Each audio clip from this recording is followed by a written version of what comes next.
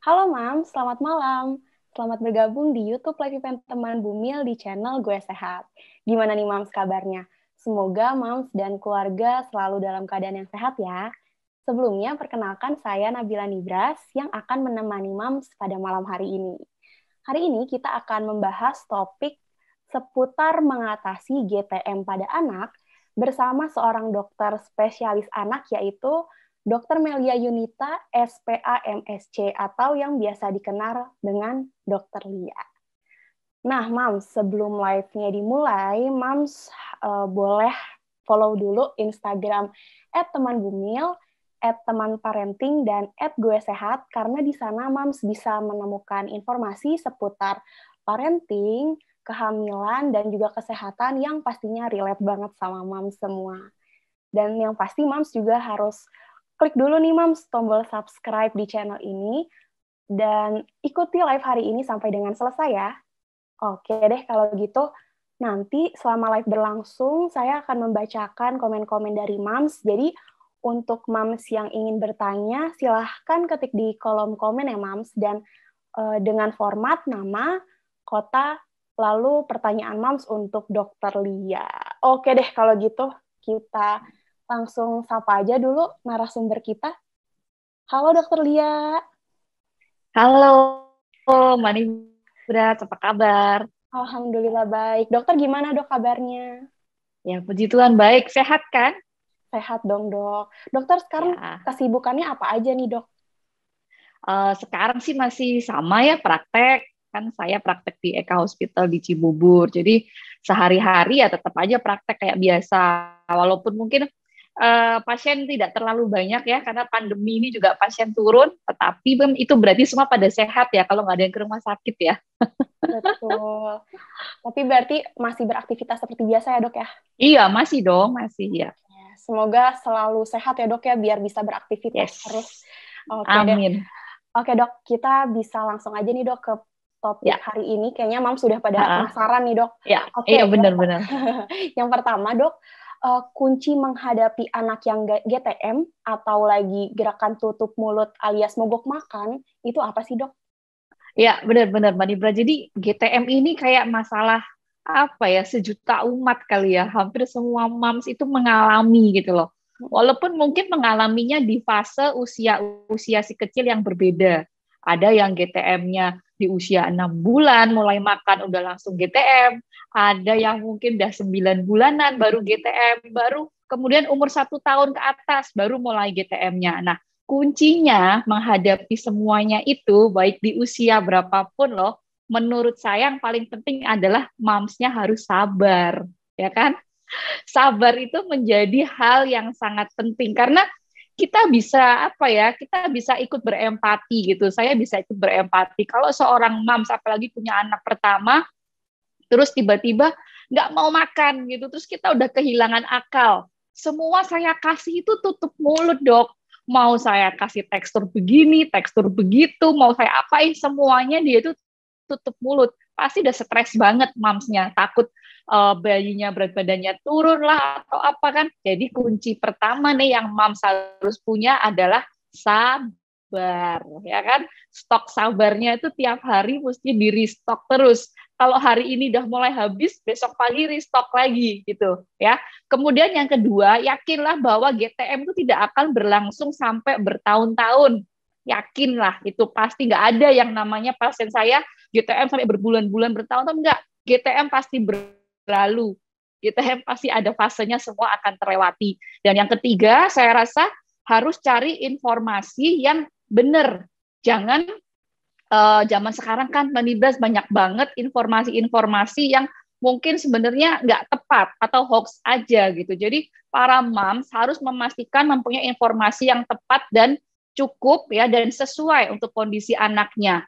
Ya ada saatnya GTM ini masih bisa kita anggap sebagai sesuatu yang normal, tetapi ada juga kita harus sudah benar-benar diskusi gitu. Kemudian yang keempat, temukan juga komunitas yang bisa saling support satu sama lain. Karena yang saya bilang tadi, GTM itu semua moms pasti mengalami. Mungkin dengan kita sharing, ya kan, dengan para moms yang lain, kita bisa dapat informasi untuk mengatasi GTM di anak kita, dan juga konsultasi dengan dokter anaknya. Itu penting banget ya, gitu.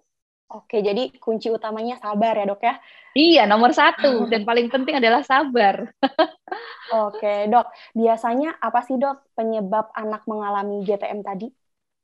Ya, GTM itu kita harus gini, mungkin saya ceritanya kalau misal saya kedatangan pasien dengan keluhan GTM, gitu kan, apa sih yang seorang dokter pikirkan, gitu kan? Yang pertama, kita harus menentukan apakah ada kelainan medis atau ada penyakit tertentu pada si kecil. Misal ya, dia sariawan, atau mungkin dia nyeri tenggorokannya, atau dia lagi mau sakit, dia demam, ya kan? Mungkin demamnya belum terlalu tinggi, cuma dia agak anget-anget aja, tapi dia udah mulai nggak enak badannya. Tuh yang pertama, apakah ada kondisi medisnya. Kemudian yang kedua dilihat apakah ada unsur kebosanan terhadap makanan yang kita kasih, ya kan? Mungkin kebosanan itu nggak cuma dengan variasi jenis makanan ya, tapi tekstur itu juga kadang-kadang, bukan kadang sih, banyak pasien aku yang kalau misal dia GTM, terus saya bilang, coba deh Bu, naikin teksturnya. Karena kadang seorang ibu, ya seorang moms, itu kadang suka takut naikin tekstur, ya kan? Belum punya gigi dok, jadi saya nggak berani naikin tekstur, gitu. Padahal sebenarnya tekstur mah naik-naik aja sesuai usia. Nah, begitu dinaikin tekstur, langsung GTM-nya hilang. Anaknya mau, gitu. Jadi tekstur, kemudian jenis, kemudian cara kita menyajikan makanannya, ya harus menarik gitu. Variasi itu penting. Kita makan nasi putih yang cuma nasi putih dan lauk ayam goreng dibandingkan dengan nasi putih dibikin roll seperti sushi dengan isi ayam di dalamnya, dengan kita hias-hias dengan warna-warna yang menarik, itu akan berbeda hasilnya gitu loh. Jadi memang jadi seorang mama, jadi seorang moms ini harus benar-benar kreatif, ya kan? Jadi itu tadi. Pertama, kondisi medis bagaimana. Kedua, apakah ada unsur kebosanan. Kemudian yang ketiga, kita harus memperhatikan aspek psikis, psikologis. Banyak pasien-pasien saya juga yang dia mulai GTM pada saat dia mengalami perubahan situasi lingkungan. Misal ya, pindah rumah gitu, ya kan? Pindah rumah, suasana yang berbeda, anaknya jadi macet makannya. Atau mungkin cerita dari pasien saya sih ya, orang tuanya positif COVID, kemudian si anaknya dititipin ke keluarga lain yang negatif gitu, supaya nggak nyampur. Nah, begitu dia dipindahin, nggak mau makan anaknya, GTM. Nah, dia mengalami perubahan lingkungan yang sangat berbeda, gitu loh. Jadi, secara psikis pun harus kita pikirkan, ya. Jadi, saya rasa 3 hal itu yang mesti dipikirkan sebagai penyebab seorang anak jadi GTM atau gerakan tutup mulut.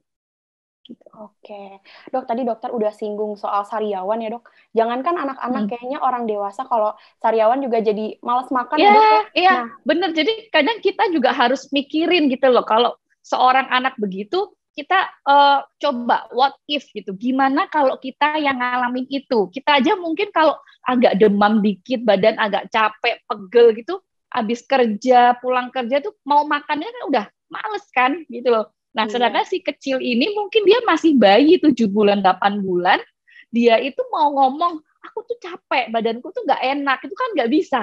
Akhirnya dia cuma GTM doang gitu. Jadi mesti dilihat-lihat berbagai aspek sih, Mbak Nibras. Iya, oke dok, betul sekali. Nah, tadi dok, sariawan tadi itu sebenarnya penyebabnya apa ya dok ya? Dan cara mencegah atau mengobatinya gimana dok? Sariawan itu sebenarnya kan istilah awam ya, semua yang ada kayak bercak putih dan sekitarnya agak merah, itu orang awam taunya sariawan. Padahal sebenarnya sariawan itu hanya merupakan gejala kalau dari kita, dari medis ya. Mungkin para moms pernah dengar yang namanya flu Singapura. Ya, kita berbicara tentang infeksi ini berarti. Flu Singapura itu kalau kita di medis kita sebutnya HFMD atau hand, foot, mouth disease. Jadi kayak ada bintil-bintil gitu di tangan sama kaki, termasuk di rongga mulut gitu. Nah, tapi mungkin orang awam taunya kok anakku sariawan ya gitu. Padahal begitu ke dokter, oh Bu, ini flu Singapura gitu. Itu pertama, infeksi. Yang kedua, bisa aja trauma. Misal kalau trauma kayak kita nih, kita sikat gigi kekerasan gitu, terlalu mantep sikat giginya, atau mungkin arahnya tidak tepat, ya kan? Itu kan jadi suatu trauma, ada luka, ya kan? Trauma luka ini bisa dari sikat gigi, bisa dari jatuh, tiba-tiba anaknya kejeduk, kena mulut, ya kan? Kena meja, dia kalau orang Jawa bilang mungkin jelungup gitu kan ya, Mbak Nibras orang mana sih, bukan Jawa kayaknya. Jadi kalau misalnya jatuhnya nyungsep, nah bahasa Indonesia nyungsep. Kalau dia nyungsep tiba-tiba dia kebentur, itu juga akan bikin sariawan. Kemudian yang ketiga bisa juga karena kesehatan rongga mulut yang kurang bagus gitu. Makanya penting banget untuk kita tuh ngajarin si kecil untuk rajin gosok gigi ya. Kebiasaan gosok gigi itu penting banget kita terapkan sedini mungkin. Mungkin kalau masih bayi baru lahir, saya suka bilang ke para moms, jangan lupa ya moms, dibersihkan dengan kasa, gitu kan? Kasa dibalut ke tangan kita, ke jari kita, kemudian digosok tuh di gusi kiri kanan atas gitu, terus pipi bagian dalam, kemudian yang terakhir di lidah. Nah, itu penting. Dengan kita menjaga kebersihan, itu akan mengurangi resiko untuk terkena sariawan. Karena kan begitu sariawan, anak jadi mogok makan, males kan? Gitu. Iya betul dok. Ya. Yang udah gede aja males ya dok kalau sariawan. Bener. Sebenarnya kalau sariawannya ada beberapa kan, nggak cuma satu gitu. Sakit banget pasti. Bener banget dok. Nah dok, lanjut nih. Tadi kan kita udah bahas penyebab anak mengalami GTM ya dok. Kalau misalnya GTM-nya ternyata udah mengarah ke arah bahaya nih dok, tanda-tandanya apa aja dok? Nah, ya benar. Ini mungkin kita mau bicara kayak warning sign gitu ya. Kapan sih alert-nya gitu? Kapan tanda bahaya seorang anak dengan GTM harus dibawa ke dokter gitu? Yang pertama, dan menurut aku sih ini yang paling penting ya, kan kita itu kan harus selalu memantau kurva pertumbuhan seorang anak, ya kan? Dengan kurva pertumbuhan WHO, itu semua sudah menjadi standar, ya kan? Pada saat kita memantau up and down, naik turun, berat badan agak turun sedikit, naik lagi, turun sedikit, naik lagi, itu sesuatu yang wajar sebenarnya. Tetapi harus berhati-hati pada kondisi GTM ini, separah apa GTM-nya. Kalau ternyata misal sampai berminggu-minggu tetap GTM, terus mamsnya merasa saya sudah mengusahakan semua cara gitu. Semua cara itu termasuk dengan variasi, dengan feeding rules atau aturan makan. Pokoknya semuanya sudah diterapkan. Konsultasi, ngobrol dengan komunitas sudah diterapkan, tetap nggak nemu caranya dan anaknya tetap GTM, itu harus ke dokter. Dan yang kedua, pada saat kurva pertumbuhannya udah semakin melenceng dari yang seharusnya. Jadi kan kalau para moms lihat kurva pertumbuhan WHO, itu kan pasti ada garis-garis lengkung yang menggambarkan bagaimana seorang anak seharusnya bertumbuh gitu. Ada garis melengkung begini tuh biasanya. Ada beberapa garis dengan angka-angka tertentu yang dia menunjukkan apakah anak ini masih gizi baik atau gizi kurang. Nah, moms tuh bisa banget ngeplot di kurva pertumbuhan. Banyak aplikasi yang bisa membantu moms untuk bisa ngeplot kurva pertumbuhan. Misal, seharusnya seorang anak bertumbuh begini. Nah, kalau kita ngeplot di kurva pertumbuhan, ternyata dia bukan sejajar, tapi dia semakin menjauhi, ya, ini kan kelihatan. Kalau dia paralel, itu berarti dia kenaikannya sesuai. Tapi kalau dia tidak paralel, dia mulai belok, menjauhi yang seharusnya, itu tidak bisa ditawar, harus segera ke dokter anak, supaya dicari sebabnya. Karena kan kita tahu nutrisi itu menjadi hal yang sangat penting buat anak, apalagi di bawah umur 2 tahun, ya kan? Fase 1000 hari pertama kehidupan, golden period, usia emas, itu kan sampai 2 tahun. Jadi nutrisi menjadi hal yang sangat penting. Jangan-jangan takutnya GTM yang kita anggap itu masih normal, ternyata merupakan bagian dari suatu penyakit, gitu loh. Jadi mesti dicari sebabnya, gitu ya. Jadi dok, tadi kapan waktu yang tepat buat bawa si kecil ke dokter kalau mengalami GTM dok? Kalau misal mamsnya sudah nggak bisa lagi menanganinya, atau pada saat kurva pertumbuhannya, kenaikan berat badannya sudah tidak sesuai gitu. Jangankan, kadang suka ada yang tanya gini nih, dok berat badan anak saya itu turun, ke dokter nggak ya? Gitu. Nah, justru kita harus menekankan berat badan yang tidak naik yang sesuai dengan yang seharusnya aja mesti ke dokter. Apalagi kalau berat badannya malah turun gitu. Jadi harus segera ke dokter ya. Oke. Nah dok, terus kan banyak nih dok orang tua atau neneknya yang bilang kalau anaknya lagi nggak mau makan udah kasih susu aja. Itu sebenarnya gimana ya dok ya? Ya, bener. Di kita di Indonesia hal itu ini banget ya, kenceng banget gitu. Iya dok, benar. Kayak apa ya? Kayak mungkin turun temurun kali ya. Karena turun temurun udah biasa begitu, jadinya itu kayak dianggap sesuatu yang normal. Padahal loh, kalau aku ngelihat dalam kasus sehari-hari, yang membuat seorang anak biasanya datang dengan keluhan nggak mau makan, itu biasanya kalau nggak kebanyakan susu, kebanyakan cemilan. Gitu. Ini baru ada nih kasusnya Mbak Nibras, aku share ya, minggu lalu kayaknya. Seorang nenek, ya yang datang neneknya nih. Bagus Pas kan, banget ya. neneknya pun maksudnya dia cukup sadar gitu bahwa dia harus membawa cucunya ke dokter gitu. Jadi si nenek, kemudian ibunya bayi, kemudian sama si bayi. Bayinya tuh umur masih ini kok, nggak terlalu gede, mungkin 1 tahunan ya, sekitar umur 1 tahun. Nah terus neneknya yang mendominasi pembicaraan dari awal. Ya, jadi ternyata yang ngasuh itu si nenek gitu sehari-hari karena ibunya kerja. Nah terus neneknya bilang, dok, cucu saya itu nggak mau makan. GTM dok kalau kata orang sekarang, kata gitu si neneknya, dia gaul juga, saya tahu GTM kan.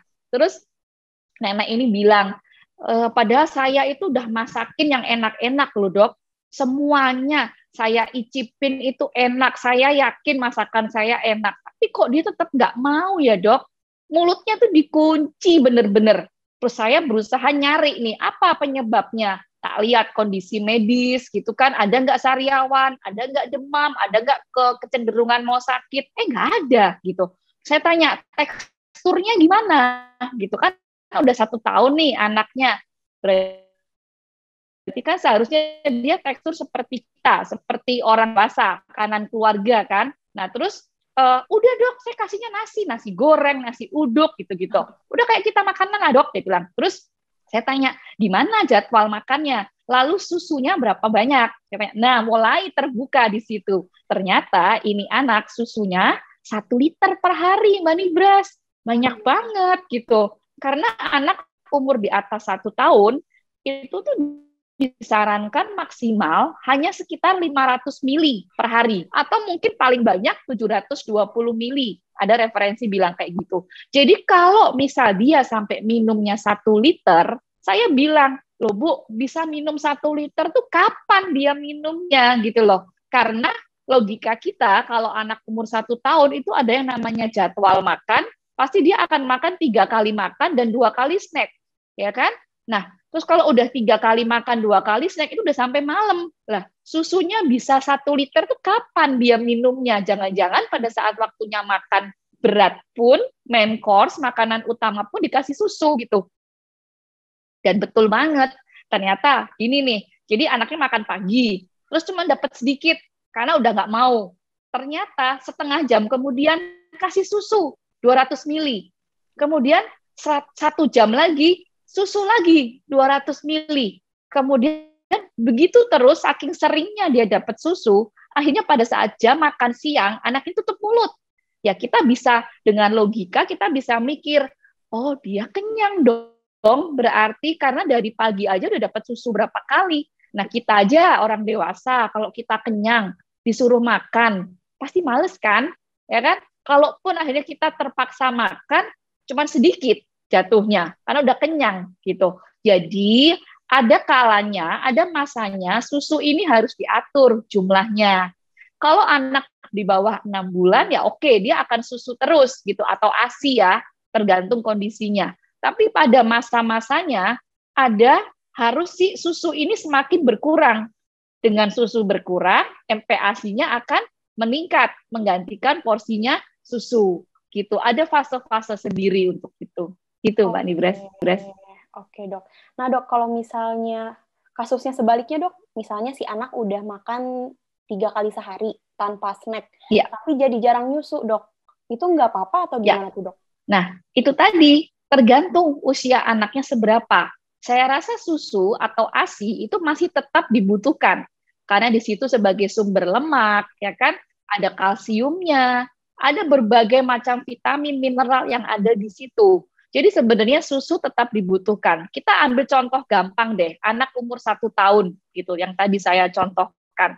Kan dia udah makan 3 kali sehari, 2 kali snack, ya kan? Sedangkan saya bilang juga susu itu maksimal sekitar 500 mili per hari. Nah, kita kan bisa ngakalinnya. Anak ini biasanya kalau 1 kali minum susu itu berapa mili? Misal ya, dia biasa minum 180 atau 200 mili. Bisa aja kita kasih itu pada saat malam. Kan anak itu sebelum tidur biasanya ada yang dia minum susu dulu. Kemudian ada juga yang tengah malam masih mau susu. Kan bisa dimasukin situ. Kalau 200 mili dikali 2 itu kan sudah 400 sebenarnya. Nah, kita bisa juga ngakalinya mungkin pada saat jamnya snack, dia dapat roti dan susu gitu. Atau susunya kita bikin jadi masakan, manibras. Kan susu UHT atau susu bubuk itu kan bisa dibikin masakan. Ya kan, kalau kita takut anak ini kalau minum susu doang, dok, susu yang cair langsung diminum tuh dia nggak suka. Tapi kalau misal saya bikin jadi makaroni skutel, jadi ada susunya di situ, dia mau dok. Atau kita bikin puding, ada flanya dari susu juga. Nah itu kan pinter-pinternya kita, nyelip-nyelipin susu supaya dia tetap dapat susu, gitu ya. Oke, nah dok berarti soal makan ini kan pastinya sangat berkaitan sama rasa lapar dan kenyang ya dok ya? Ya. Gimana sih dok cara memperkenalkan rasa kenyang dan rasa lapar tadi ke si anak? Mungkin bisa dijelaskan sama contoh jadwal makan dok? Ya, benar-benar. Itu aku tadi lupa sebut. Itu salah satu, bisa dibilang, itu salah satu penyebab GTM juga. Kita ngasih makan pada saat jam yang dia nggak lapar. Ya, ada itu salah satu faktor risikonya juga. Nah, seorang anak, ya, kita ada yang namanya waktu pengosongan lambung. Seberapa lama sih lambung itu bisa kosong? Kita aja kalau orang dewasa mungkin lebih teratur, 2 jam gitu, mungkin kita udah pengen pengen ngemil sesuatu lagi gitu misal ya. Lagi, nah ya, kalau barusan makan kok 2 jam lagi kayak pengen ngopi mungkin atau ada cemilan lah apa gitu kan. Nah kalau di anak itu kadang masih bervariasi. Dari penelitian bilang, waktu pengosongan lambung seorang anak itu ada yang sekitar antara 2 jam, 3 jam, atau bahkan 4 jam. Gitu. Nah, makanya saya itu tidak pernah memaksakan seorang anak harus menghabiskan porsi makan sekian gitu. Ya, kita memang ada kayak acuan sih. Misal anak umur 6 bulan yang pertama kali makan, kita akan kasih porsi makan 2-3 sendok makan orang dewasa. Misal di 8 bulan kita berharap 120 mili atau setengah dari sendok mangkok gitu kan. Tambah besar akan jadi 250 seperti itu. Tetapi kapasitas lambung seorang anak itu bisa berbeda-beda. Nah, yang paling ngerti sebenarnya itu momsnya. Ya kan? Kita kayak apa ya? Kayak kalau mau coba pas mulai makan, itu kayak trial and error sebenarnya, Mbak Nibra. Saya sering bilang gitu ke ibu-ibu itu. Jadi kalau tanya ke saya agak susah jawabnya, tetapi saya bisa ngasih caranya begini. Contohnya gini, seorang anak bangun tidur, ya, bangun tidur itu bisa beda-beda loh, Mbak Nibras. Ada yang mereka langsung mau makan, ada yang maunya mandi dulu baru makan, ya kan? Terus lihat juga kita itu tipe yang kayak apa? Apakah semalaman itu kita nyusuin, ya kan? Jangan-jangan kalau masih usia 6-7 bulan kan tetap nyusuin per 2 jam, 3 jam kan? Misal dia terakhir nyusuin jam 5, misal jam 5 pagi disusuin. Terus habis itu sekitar jam 7 dia bangun. Nah, mungkin dia udah lapar. Nah, kita cobalah kasih makanan dia di jam 7 itu. Tetapi kalau misal kita coba kasih makan di jam 7 itu, dia masih belum mau makannya, ya kita mundurin sedikit, mungkin setengah 8. gitu. Tapi yaitu tadi waktu pengosongan lambung itu bervariasi antara 2 jam, 3 jam, bahkan sampai 4 jam.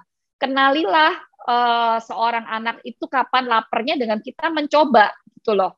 Jadi dicoba dikasih makan dengan jarak 2 jam. Kok kayaknya dia masih belum mau ya. Oke deh, berarti besok kita akan coba lebih siang lagi dengan jarak mungkin 3 jam. Dan kalau dia lapar, pasti dia akan langsung mangap gitu kan. Mungkin kita baru bawa mangkok aja, dia udah mangap-mangap anaknya. Terus kalau dia kenyang, biasanya dia udah akan selesai, dia akan memalingkan muka, udah nggak mau lagi gitu. Jadi mesti dicari-cari gitu. Kemudian pesan saya juga jangan gini loh, seorang anak tuh kadang ada yang kalau makan pagi dia sedikit, tapi dia tebus kekalahan gitu ceritanya dimakan siang. Makan siangnya banyak gitu ya. Ada yang anak yang tipenya dimakan pagi udah langsung banyak. Kemudian di siang sore dia porsi biasa. Nah, kayak gitu itu hal yang sangat bervariasi satu anak dengan anak yang lain.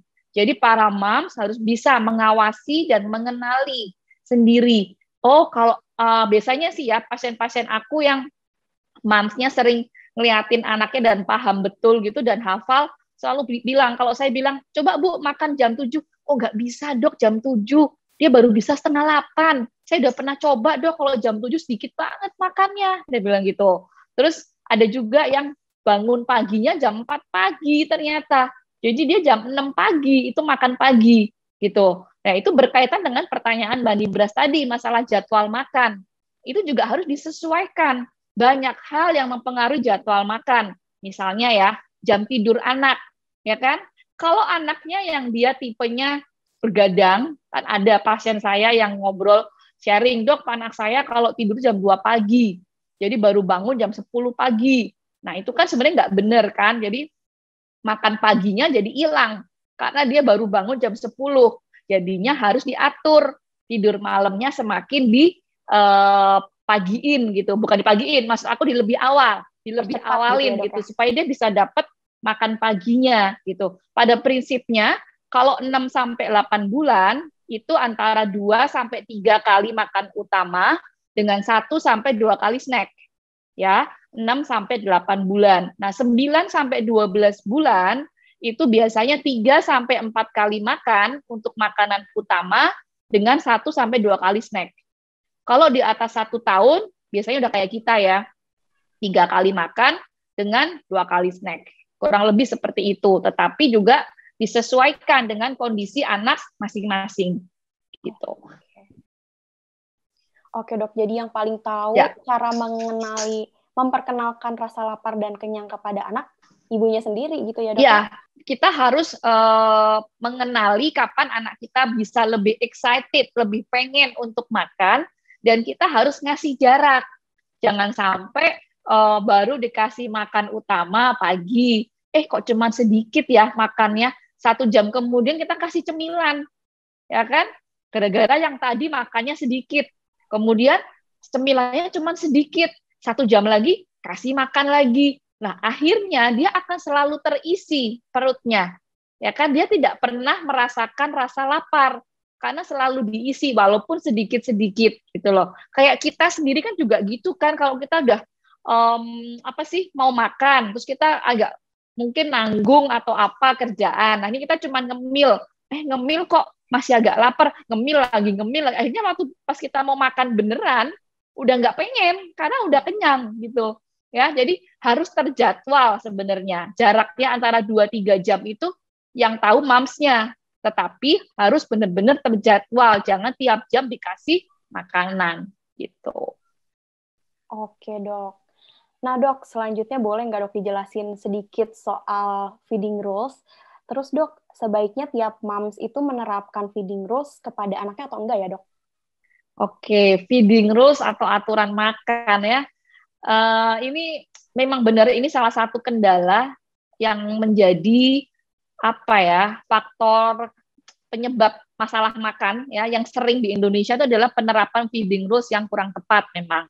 Jadi feeding rules itu ada tiga aspek gitu. Yang pertama adalah jadwal, kemudian yang kedua adalah prosedur, yang ketiga adalah lingkungan. Nah, kalau kita ngomongin jadwal, tadi yang kita sempat singgung, kita harus memberikan makan itu secara terjadwal, nggak boleh random atau acak gitu loh. Kita mau kayak ngajarin si kecil ini tentang suatu keteraturan gitu loh. Jadi kalau misal kita lihat deh, dia biasa bangun pagi jam berapa gitu. Kalau dia bisa bangun jam 7, ya udah habis itu mau apa? Mau langsung makan atau mau mandi dulu? Ya, habis itu kita urutkan kayak gitu setiap hari gitu loh. Jadi 7:30 tuh waktunya dia makan pagi, misal. Ya udah setiap pagi 7:30 itu dia makan. Jadi kemudian kita lihat mungkin jam 10 kita mau kasih dia snack. Ya, snacknya tuh bisa susu, bisa makanan, bisa ASI, bisa nenen ya kan. Kemudian mungkin jam 1, jam 12 atau jam 1 waktunya makan siang. Nanti jam 3, jam 4 snack lagi. Kemudian makan malam mungkin jam 6 ya. Nah, itu semua namanya terjadwal dan tidak diperkenankan, tidak dianjurkan memberi makanan lain di luar jam makan. Gitu. Kadang-kadang boleh kita kasih air putih sedikit, tetapi jangan sampai 1 sendok makan, kita sendokin MPASI-nya, didorong pakai 1 sendok air putih, gitu. Nanti jatuhnya dia kekenyangan sama air putihnya, gitu ya. Jadi itu pertama tentang jadwal. Kemudian tentang lingkungan. Lingkungan itu kita harus membuat proses makan itu sesuatu yang menyenangkan, gitu loh. Jadi nggak boleh ada paksaan gitu tah. Jadi kadang kan tadi makanya aku bilang harus sabar kan kunci GTM, karena kalau kita udah nggak sabar jatuhnya kita akan nyekokin, maksain gitu. Ih nggak mau makan sih dicekokin. Nah itu akan bikin suatu trauma buat si kecil. Jangan-jangan nanti dia ngelihat kita dari jauh baru bawa mangkoknya udah nangis, atau mungkin baru didudukin di kursi makannya udah nangis duluan gitu karena dia nggak suka gitu ya. Kemudian yang ketiga, prosedur. Prosedur itu bicara tentang dia makan memang sebaiknya di kursi makan, ya. Terus 30 menit yang paling lama, tidak boleh lebih dari 30 menit. Kalau udah 30 menit terus dia masih diemut atau dia malah minta main atau malah dia udah nangis kejer segala macam ya, udah nggak bisa diiniin lagi, udah bener-bener nggak mau, ya udah di stop gitu. Kita sebaiknya tidak memanjangkan durasi gitu ya. Kemudian air putih tadi udah saya bilang juga dia boleh di antara waktu makan tapi hanya sedikit ya. Jadi terus biasakan juga untuk makan bersama. Kadang-kadang ini bukan sesuatu hal yang sering dilakukan di kita, padahal sangat penting prosedur dengan kita makan bersama. Si kecil itu kan sukanya nyontoh ya, dia kan peniru gitu loh. Jadi pada saat dia duduk makan sama orang tuanya, dia ngelihat, oh papa makan, oh ayah makan, kemudian oh mama makan juga, aku juga mau ah. Kita aja coba kalau kita makan sendiri sama kita makan bareng-bareng itu kan beda feel-nya. Lebih happy kalau makan bareng kan. Betul. Daripada si kecil ini makan, dad sama mamsnya ngeliatin doang gitu kan, lebih baik kita makan bareng, ya kan? Dengan dia ngeliat, oh si mama ini pegang sendok, sendoknya dimasukin ke mulut. Oh, ternyata sendok itu alat buat masukin makanan ke mulut. Sendok itu bukan untuk dilempar-lempar. Sendok itu buat makan. Ya. Jadi dengan dia melihat hal yang sama tiap hari, itu akan sangat membantu proses makannya untuk lebih mudah. Gitu kira-kira. Kalau harus diterapkan atau tidak, sebaiknya diterapkan sedini mungkin. Pada saat kita sudah mulai MPASI, si kecil sebisa mungkin langsung diterapkan. Karena kalau udah terlanjur tidak menerapkan, kemudian jadinya agak berantakan, nah kita benerinnya, ngebalikinnya akan lebih susah gitu. Kan kita tuh pada saat si kecil mau makan, kita tuh kayak ini loh Mbak Nibel, aku suka bilang ke pasien, ya si kecil tuh kayak kertas putih, kosong, terserah kita mau gambarnya kayak apa. Dia akan manut, dia akan ngikut gitu loh. Karena dia nggak pernah tahu makan itu kayak apa. Apakah makan itu duduk? Apakah makan itu sama berdiri? Apakah makan itu sama jalan-jalan keliling komplek? Apakah makan itu sama digendong? Dia nggak ngerti karena dia belum pernah makan. Nah, saatnya kita gambar. oh nak, namanya makan itu tuh duduk di meja, kita makan bareng ya, gitu loh. Jadi terus juga kita bisa ngajarin, oh nak, makan itu tuh nggak sama nonton TV, makan itu nggak sama main handphone. Nah, itu tugas kita juga untuk kita kasih contoh kalau kita makan bareng ya kita jangan main handphone juga gitu. Karena dia akan niru, dia akan ngeliat. Ya tergantung gambaran kita kayak apa ke si dia, si kecil ini, ya. Oke, Dok. Nah, itu juga sering banget terjadi nih, Dok, sekarang. Kalau misalnya anaknya mulai susah makan terus dikasih distraksi, anaknya nonton video supaya makannya bisa lebih lahap gitu, Dok. Nah, sebenarnya Iya, kayak gitu tuh dibenarkan nggak sih, Dok? iya nih benar-benar. Banyak pasien saya bilang, dok, saya sudah bertahan 6 bulan nggak ngasih screen time. Tapi saya menyerah akhirnya pada saat dia makan. Karena udah benar-benar nggak bisa. Saya bilang, aduh Bu, sayang bener. Udah berjuang 6 bulan nggak ngasih handphone atau laptop atau apapun. Tiba-tiba karena makan, saking nggak ngertinya lagi terus dikasih. Nah, kita ngomongin aturan screen time deh. Screen time itu kan sebenarnya di bawah 2 tahun nggak boleh sama sekali. Mau dia makan, mau dia nggak makan, atau apapun, jelas sekali aturannya. Di bawah 2 tahun tidak diperbolehkan ada screen time. Kapanpun itu, kecuali video call ya. Misal ayahnya, dadnya kerja di luar, jauh, mau sama ngobrol, ya boleh video call. Tapi kalau di luar itu nggak boleh. Nah, apalagi pada saat makan gitu. Kadang ada yang ngeles, dok kalau sama nonton itu cepet, dia bilang gitu. Justru kalau nggak sama nonton lama makannya. Nah, makan itu tuh bukan hanya sekedar memasukkan nutrisi ke mulut loh. Makan itu tuh ada aspek pertumbuhannya, ya memang kita ngasih nutrisi itu bicara tentang pertumbuhan. Tetapi proses makan itu juga aspek perkembangan, yaitu motorik. Gimana seorang anak bisa pegang makanan, masukin ke mulut, memegang dan memasukkan, itu motorik kasar dan motorik halus, ya kan?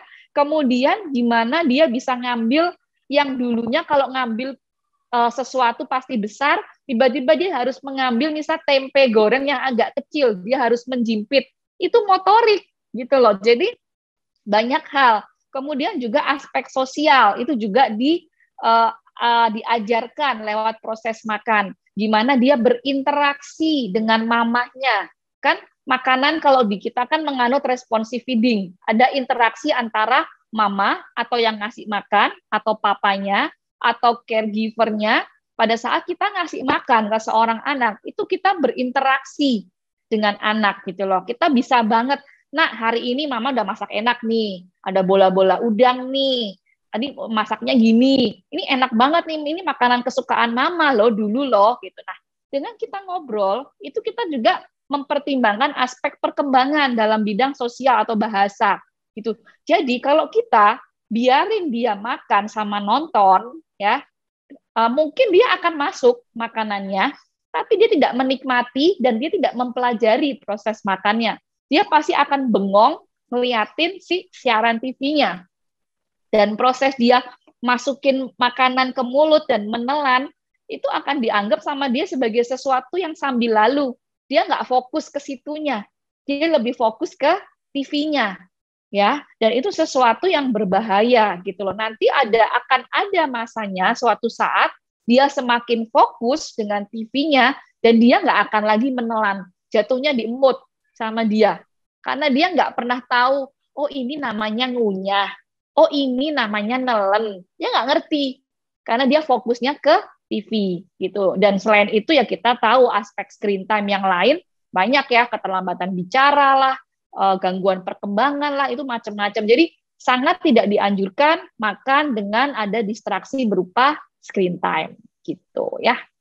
Oke, catatan buat para moms ya, berarti sebaiknya dihindarkan untuk mendistraksi anak dengan screen time gitu ya dok ya. Oke. Betul. Nah dok, di luaran kan sekarang banyak banget vitamin, suplemen penambah nafsu makan anak gitu ya dok ya. Iya, benar. Sebenarnya itu perlu apa enggak ya dok untuk dikasih ke anak? Ya sebenarnya sih nggak ada sih, Mbak. Jadi saya selalu bilang ke pasien nggak ada Bu yang namanya vitamin penambah nafsu makan. Ya, kalau misal seorang anak sampai nggak mau makan itu kita cari sebabnya. Maksudnya gini loh, Kita tuh kalau punya suatu masalah, ya lebih baik kita cari penyebabnya apa dan atasi penyebabnya. Kalaupun memang ada vitamin penambah nafsu makan, saya jualan kali ya, pasti laris ya. Tapi saya nggak ada, nggak akan ngefek gitu loh. Kalau misal kita kadang itu sugesti gitu, udah minum sesuatu terus pikirnya dia jadi lebih nafsu makan, padahal sebenarnya nggak ada hubungannya. Kalau misal seorang dokter sampai meresepkan vitamin ya ke seorang pasien, ke seorang anak, itu pasti ada indikasi-indikasi medis tertentu. Tetapi jelas tidak ada hubungannya dengan penambah nafsu makan. Yang penting itu tadi, aturan makan, feeding rules, tekstur, variasi, ya semuanya diatasi. Baru itu akan membantu kita untuk mengurangi masalah GTM atau nafsu makan gitu.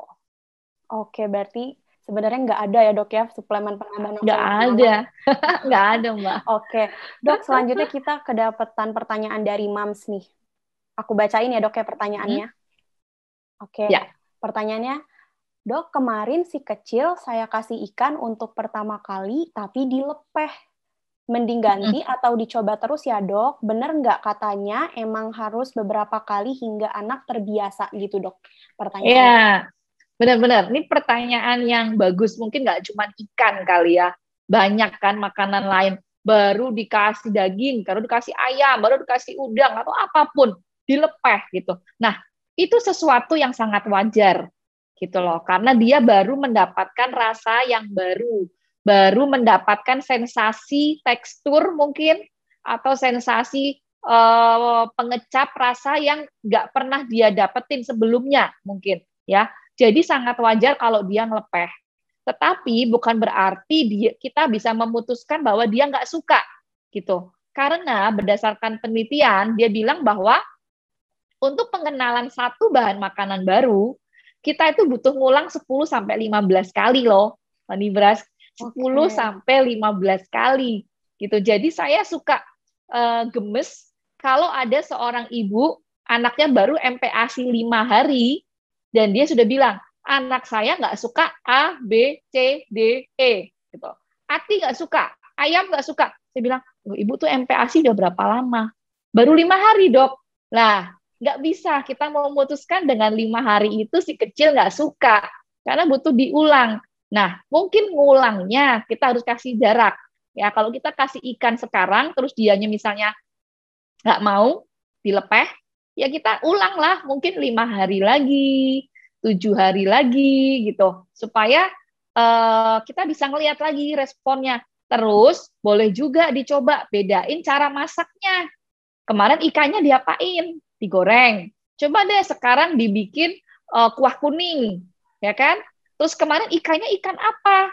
Kemarin ikan patin, misal. Oh coba ganti sekarang mungkin gurame mungkin, ya kan? Ikan kita tuh kan banyak banget, mau bawal, mau gurame, mau nila, mau patin, ya, mau lele, ya, itu kan banyak banget. Jadi cobakan semuanya. Jangan memutuskan si kecil langsung nggak suka dengan hanya satu kali percobaan. Karena kalau kita akhirnya, oke, dikasih ikan A, nggak mau, coret. Kasih ikan B, nggak mau, coret. Dikasih ayam, mau, oke, cek ayam. Kasih sapi, daging sapi, nggak mau, coret. Lama-lama, kebanyakan yang kita coret, akhirnya yang kita kasih hanya itu-itu aja. Yang kita berpikir dia suka. Yang cek hanya ayam. Akhirnya tiap hari ayam terus. Lama-lama, takutnya si kecil malah jadi picky eater. Karena dia taunya hanya ayam. Dia nggak tahu makanan lain. Begitu kita cobain yang lain, tambah nggak mau. Karena udah terlalu lama kita membatasi pilihan makanannya gitu ya. Oke, balik lagi berarti kuncinya sabar ya dok ya, untuk terus Iya mencoba. benar. Iya. Oke, dok. Selanjutnya nih, kalau misalnya anak tadi naik tekstur, tapi makannya jadi sedikit, itu gimana dok? Nah, itu sesuatu yang wajar ya. Jadi pada saat anak naik tekstur, itu kan dia menghadapi suatu adaptasi lagi, menghadapi suatu lingkungan atau suatu perubahan yang baru lagi. Itu hal yang sangat-sangat wajar ya, karena ada perubahan. Tetapi tentang tekstur ini, para mam juga harus tahu bahwa naik tekstur itu harus sesuai dengan range usianya. Gampangannya gini deh, kalau masalah tekstur itu. Kita mau naik tekstur lebih awal, itu boleh. Tapi kalau terlambat, itu nggak boleh. Jadi gampangan acuannya kali ya. Kalau 6 bulan mulai makan kan kita pakai bubur saring. Kayak bubur sumsum tuh teksturnya jadi halus tapi kental. Gitu. Jadi si bocah mungkin nggak harus ngunyah yang terlalu heboh gitu karena bisa ditelan langsung. Nah, begitu 8 bulan dia udah bubur kasar tanpa disaring. Kemudian di 10 bulan dia udah nasi tim atau mungkin nasi lembek ya. Kemudian 1 tahun udah nasi. Nah, itu acuan yang kasarnya gitu. Banyak pasien-pasien saya yang justru dia mungkin 10 bulan udah nasi. Dan itu dia bisa mencerna dengan baik gitu ya. Tetapi memang semuanya itu sebaiknya konsultasi juga dengan dokternya gitu. Kalau jangan memaksakan naik tekstur kalau ternyata ada efeknya. Misal anaknya jadi malah jadi muntah-muntah ya kan, jadi diare segala macam. Nah, itu mesti konsultasikan. Tetapi kalau yang sesuai usia yang saya bilang tadi itu biasanya akan aman-aman saja. Tetapi pada saat naik tekstur pasti ada dramanya. Jadi yang drama itu nggak cuma GTM, drama naik tekstur juga sering terjadi. Begitu naik tekstur malah jadi GTM juga bisa tuh. Kita lagi coba naikin teksturnya dia malah tutup mulut. Atau mungkin malah jadi sedikit makannya. 30 menit baru 2 sendok gitu karena dia lagi naik tekstur. Nah, jangan menyerah ya. Tetap dicobakan. Si kecil ini harus bisa beradaptasi dengan makanan ini gitu karena mau sampai kapan dia mau hanya makanan yang halus aja gitu loh, akan ada masanya makanan yang halus itu tidak akan mencukupi kebutuhan kalorinya karena dia semakin besar kebutuhan kalorinya semakin banyak, sedangkan kalau makanannya itu semakin halus artinya airnya kan semakin banyak kan, berarti kan kalorinya lebih kecil lebih sedikit gitu. Nah, takutnya kalau kita malah turunin teksturnya terus, nanti malah jadi berat badannya jadi nggak naik gitu ya. Oke, dok, selanjutnya ini ada pertanyaan dari Mams lagi. Aku bacain pertanyaannya ya dok ya. Oke, pertanyaannya gini. Dok, bagaimana mengatasi kebiasaan mengemut pada anak? Anak saya setiap makan selalu ngemut hingga waktu makan bisa sampai lebih dari 30 menit, bahkan hingga 1 jam. Waduh, lama banget ya dok ya. Nah, iya benar-benar. Tapi katanya makannya tetap habis nih dok. Tapi gimana ya cara mengatasinya? Gitu tuh dok. Gimana ya dok cara mengatasinya katanya gitu. Oke, ya benar. Jadi pesannya kali gini ya, apapun yang terjadi Bu, jangan memanjangkan waktu makan ya. 30 menit itu udah paling maksimal gitu loh. Karena 30 menit itu waktu yang maksimal kita bisa fokus pada satu kegiatan. Kalau lebih dari itu, kita aja orang dewasa mungkin udah nggak sanggup lagi gitu. Pasti kita butuh pengalih perhatian. Kita mungkin ngelihat yang lain dulu gitu, mungkin ngelihat IG-nya teman Bumil dulu gitu kan. Atau mungkin lihat sebentar YouTube-nya Gue Sehat sebentar gitu, baru kita ke kerjaan lagi gitu. Kayak refresh sebentar gitu. Nah, demikian juga dengan si kecil. Kalau kita mau nyuruh dia fokus ke urusan makanan sampai 1 jam, itu pasti di mood. Pastilah gitu. Nggak mungkin enggak gitu. Jadi justru kita mendisiplinkan dia dengan 30 menit, itu akan membantu mengurangi supaya dia nggak ngemut. Karena gini nih, kalau misal 30 menit, ternyata dia hanya bisa menghabiskan 1/4 porsi, ya kan kita stop tuh di 1/4 porsi. Habis itu kan kita baru bisa ngasih dia ke jadwal makan berikutnya kan mungkin di jadwal snack kan 2 atau 3 jam berikutnya. Nah, kalau dia hanya makan sedikit di yang tadi, dia akan ngerasain aku lapar loh sebenarnya gitu. Tapi kok mama belum kasih makan ya? Oh iya, karena jadwal makannya masih agak nanti gitu. Nah, terus nanti dia lama-lama akan belajar, oh ternyata aku tuh harus makan lebih cepat supaya aku bisa kenyang gitu. Karena mama baru kasih makan lagi itu nanti. Gitu. Jadi feeding rules tuh main banget nih di sini. Tentang jadwal di 30 menit, tentang jadwal yang teratur, itu akan sangat mempengaruhi outcome atau hasilnya. Ya. Kemudian kalau kita misal si kecil dia kok ngemut terus, ya kita juga coba harus melihat sih dari sisinya dia gitu. Giginya sakit nggak? Ada sariawan nggak? Jangan-jangan dia nggak mau nelen karena ada sariawan di tenggorokannya. Setiap dia nelen akan sakit, ya. Itu terjadi di pasien saya. Kemarin baru datang, dok, kenapa ya kalau dia makan sekarang ngemut? Begitu saya lihat di rongga mulutnya, di tenggorokannya terutama, itu ternyata ada ini, Mbak Nibras tahu tulang ikan, ya kan? Tulang ikannya tuh ada yang nyelempit di situ, bekas makan sebelumnya. Ternyata sakit kan, gitu loh. Jadi kita bisa aplikasikan ini pada kondisi medis apapun, entah sariawan, entah ada tulang ikan, ketulangan mungkin kalau orang bilang, bikin dia ngemut, sakit gitu loh, nggak mau nelen. Kemudian kita juga harus melihat ada gangguan nggak dalam fungsi dia mengunyah dan menelan. Ada beberapa anak yang bermasalah kemampuan oromotornya. Jadi dia nggak punya kemampuan mengunyah yang bagus. Nah, kalau dia nggak bisa ngunyah, otomatis kan makanannya akan gede-gede tuh, besar-besar tuh di mulutnya. Mungkin dia mau nelen juga susah, gitu.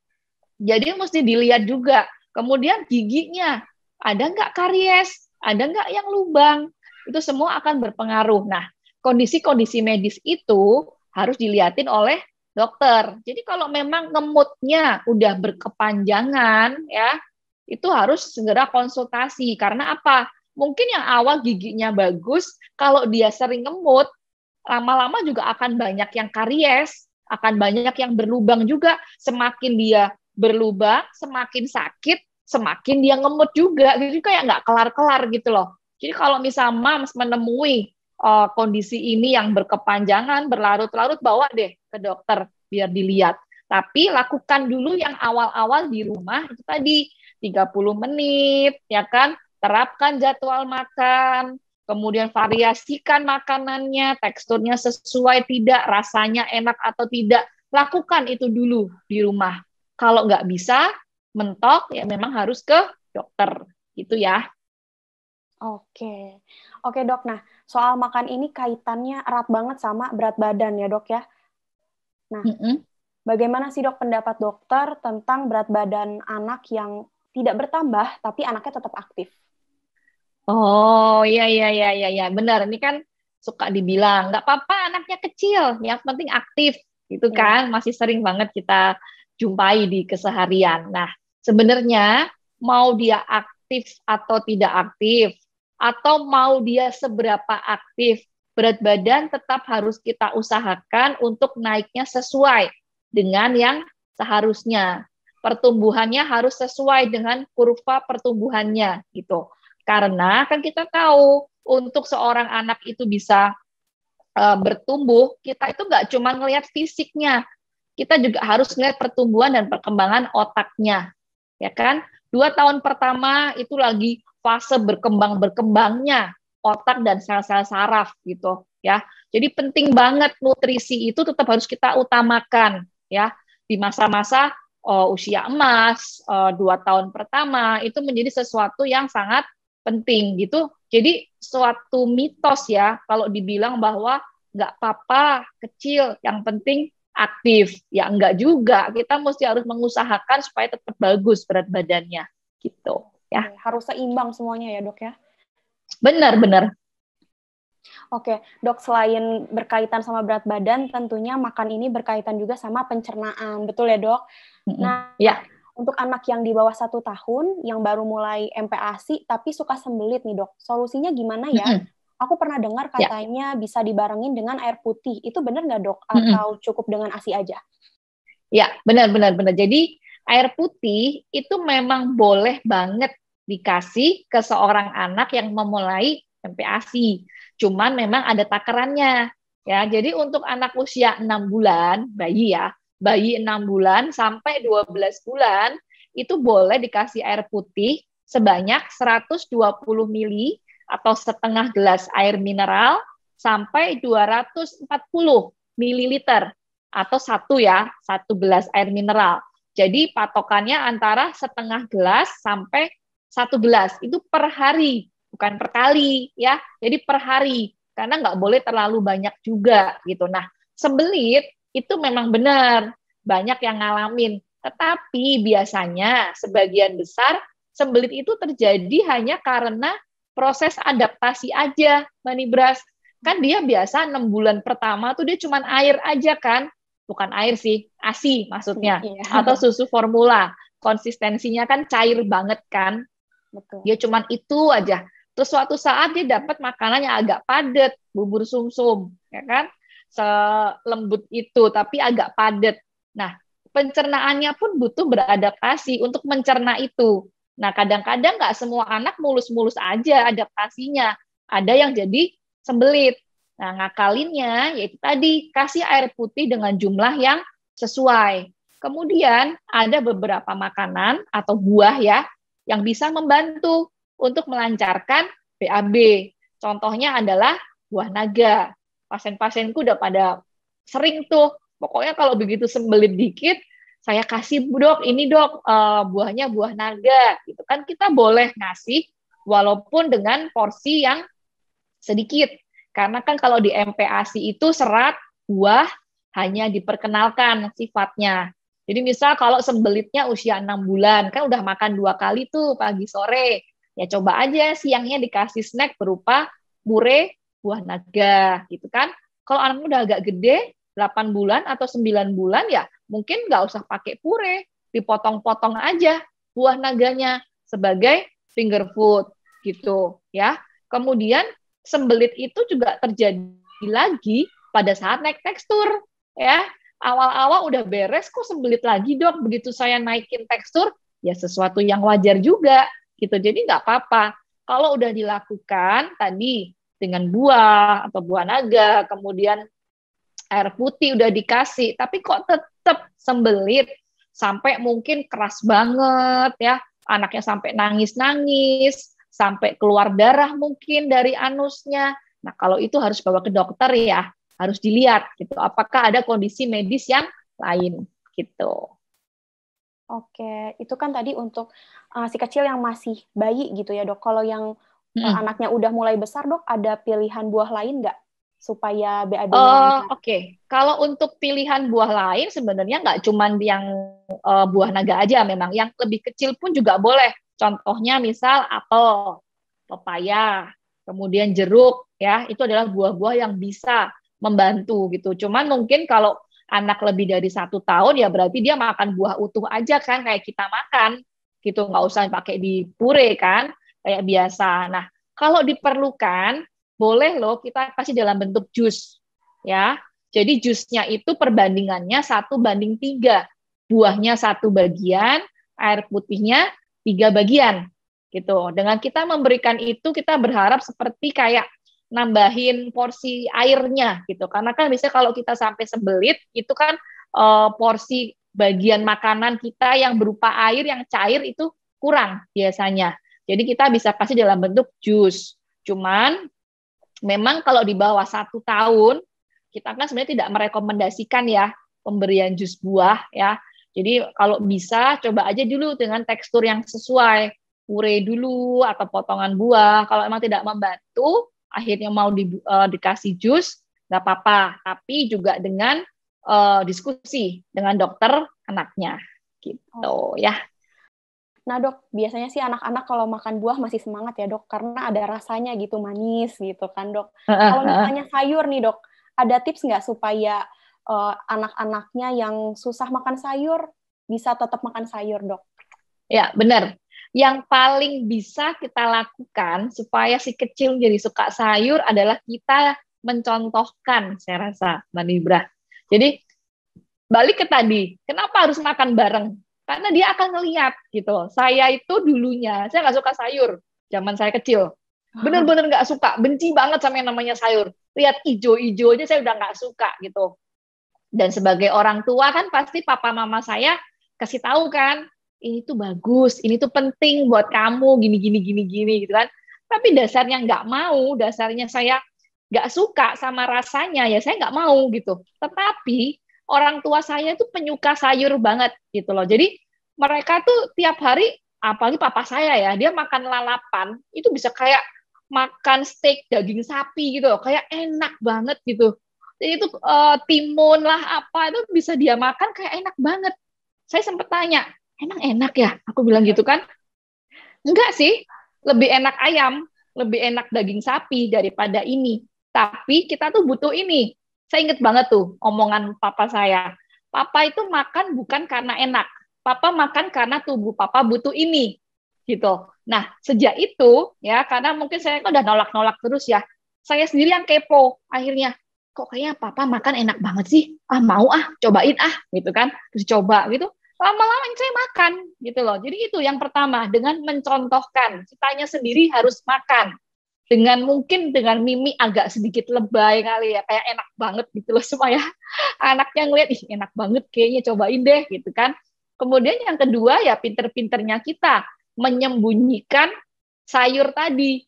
Misal mau dikasih dalam bentuk sushi, ya kan? Roll ada isinya nasi, dikasih timun di dalamnya, ada dagingnya, ada ikannya mungkin, ada apukat sedikit kayak susinya kita itu loh. Jadi harus pinter-pinter kita untuk apa namanya kreatif dalam hal menyajikan si sayurnya. Tetapi menurut saya yang paling penting adalah contohkan, karena anak itu sekali lagi dia peniru ulung.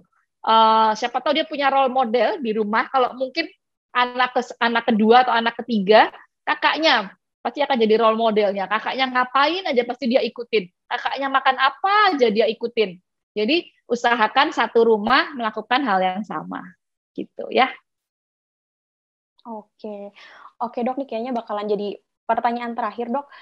Boleh dong dok di-share tips untuk menstimulasi anak supaya bisa makan mandiri. Mungkin bisa dengan memperkenalkan finger food atau gimana gitu dok? Ya, benar-benar. Jadi memang kemandirian ya itu sesuatu hal yang memang harus kita latih, termasuk dalam hal makan. Betul banget. Mulai usia 8 bulan itu kan sudah boleh banget kita kasih finger food ya. Dengan kita ngasih dia finger food ya itu akan membantu dia untuk belajar makan sendiri gitu. Nah, tetapi sekali lagi nih saya mau tekankan kepentingan dari makan bersama. Dari 6 bulan biasakan dia melihat kita makan. Ya, kalau dia ngelihat kita makan, oh tahu gorengnya itu ternyata dipegang sama papa masuk mulut. Jadi begitu dia 8 bulan dikasih tahu goreng, dia tahu bahwa itu untuk masuk ke mulut, untuk dia belajar makan. Gitu. Kemudian dari usia 6 bulan, boleh loh si kecil itu kita pegangin misal sendoknya, sendok plastik, atau alat makan tutup mangkok, ya kan? Tentu saja dengan bahan yang aman ya, bukan yang kaca ya. Ya, atau mungkin pegangin dia mangkok-mangkokan yang lucu, alat makan lah sedini mungkin tuh pegangin dia itu. Jadi kalau dibilang nggak boleh ada distraksi pada saat makan, nggak boleh main, itu benar, boleh. Tetapi kalau kita ngasihnya dalam bentuk pegangan, sendok, garpu, mangkok, tutup, segala macam, itu boleh. Kenalin sedini mungkin untuk itu. Kemudian pada saat usia 8 bulan, kenalin dia dengan finger food, paha ayam mungkin drumstick suruh dia pegang gigit-gigit, atau kentang goreng atau nugget atau apapun.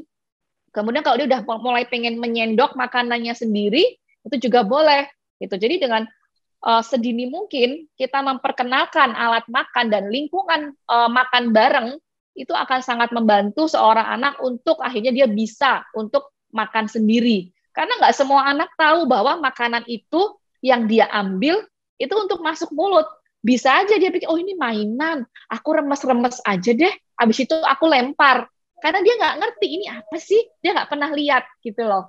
Ya kalau kita bisa ngasih contoh sedini mungkin akan sangat membantu. Gitu ya. Oke, Mams, itu dia tadi tips untuk menstimulasi anak supaya bisa makan mandiri. Tapi dok, sayang banget ternyata waktu kita sudah habis nih dok. Tapi sepertinya masih banyak pertanyaan Mams yang belum terjawab. Mams bisa pantengin terus Instagram Teman Bumil karena Teman Bumil rutin mengadakan live event di Instagram, YouTube, dan kelas online. Nah dokter, sebelum live kita benar-benar berakhir nih dok, boleh disampaikan dulu dok closing statement-nya terkait tema kita pada malam hari ini? Ya, oke. Jadi kan karena tema kita tentang GTM, balik-balik ke statement awal tadi yang saya sampaikan. Kunci pertama yang paling penting adalah sabar, ya kan? dengan kita sabar ya, itu kita akan lebih bisa apa ya, kayak memikirkan ini harus apa sih, apa yang harus kita coba, apa yang harus kita lakukan gitu. Karena kalau kita udah nggak sabar, emosinya udah nggak stabil, kadang jadi kurang bisa berpikir dengan jernih ya. Kemudian jangan takut, GTM itu sesuatu yang umum dan banyak sekali moms yang ngalamin itu di masa-masa MPASI si kecil ya. Dan yang ketiga, GTM pasti berlalu. Nggak ada yang namanya GTM sampai berbulan-bulan atau mungkin bertahun-tahun. Yang ada adalah begitu moms menemui GTM ini menjadi sesuatu yang bermasalah, berat badan jadi nggak naik, kurva pertumbuhannya jadi melandai atau menjauhi yang seharusnya, ya harus segera dibawa ke dokter spesialis anak untuk dicari sebabnya. Itu ya, Manibras. Oke, terima kasih banyak dok untuk waktu dan kesempatannya hari ini. Mudah-mudahan kita bisa ketemu di kesempatan lainnya ya dok ya. Oke deh, nah Mams, itu dia rangkaian live kita hari ini. Semoga informasi yang kita dapat dari Dokter Lia tadi bisa bermanfaat untuk Mams semua. Terima kasih juga untuk semua Mams yang udah ikutan live hari ini sampai selesai. Jangan lupa untuk share video-video kita ke keluarga atau ke teman Mam ya. Nah, kalau gitu, saya Nabila Nibras atas nama teman Bumil mengucapkan terima kasih dan mohon maaf jika ada kekurangan pada live hari ini. Sampai jumpa di live berikutnya.